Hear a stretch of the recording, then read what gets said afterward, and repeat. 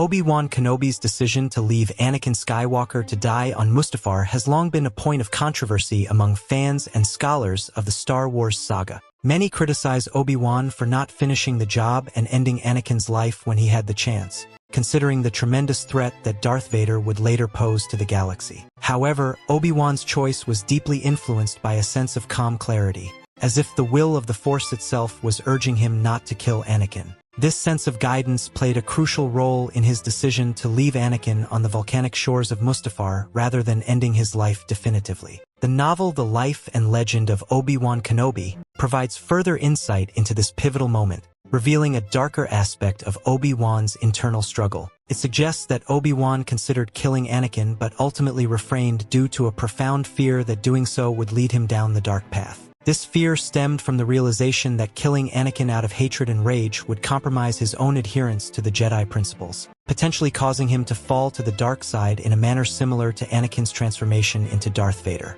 During the intense duel on Mustafar, Obi-Wan had to make a significant mental shift to face his former apprentice. He needed to separate the Anakin he had trained from the Sith Lord Vader who stood before him. This mental separation was essential for Obi-Wan to fight effectively and without hesitation. Viewing Vader as an enemy devoid of the boy he once knew allowed Obi-Wan to engage in the duel with the necessary resolve and tactical precision, focusing solely on defeating the Sith Lord without being clouded by past attachments. Despite his tactical mindset during the battle, Obi-Wan felt no mercy for Vader. The novelization for Revenge of the Sith suggests that Obi-Wan experienced a great sense of peace in leaving Anakin's fate to the will of the Force. The Life and Legend of Obi-Wan Kenobi reveals that this sense of peace masked a far more complex and darker internal conflict. Obi-Wan's decision not to kill Anakin was not born out of mercy, but out of a recognition that doing so in a state of rage would mirror Anakin's own fall,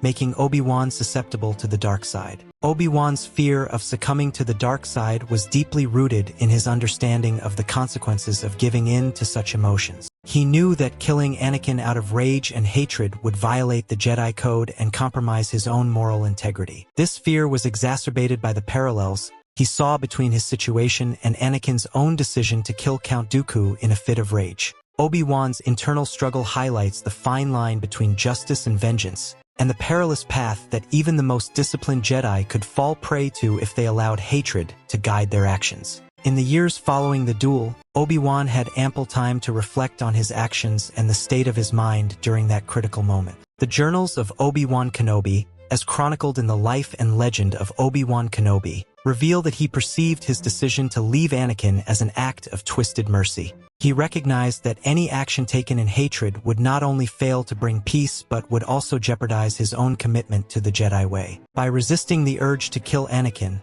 Obi-Wan remained true to his principles and avoided the same fate that befell his former apprentice, who praised Obi-Wan for his restraint and adherence to the balance of the Force. Obi-Wan's internal conflict and ultimate decision underscore the complexities of morality within the Star Wars universe, illustrating that sometimes the greatest act of strength is to choose an action over a decision driven by rage and hatred. May the Force be with you, and until next time, thanks for watching.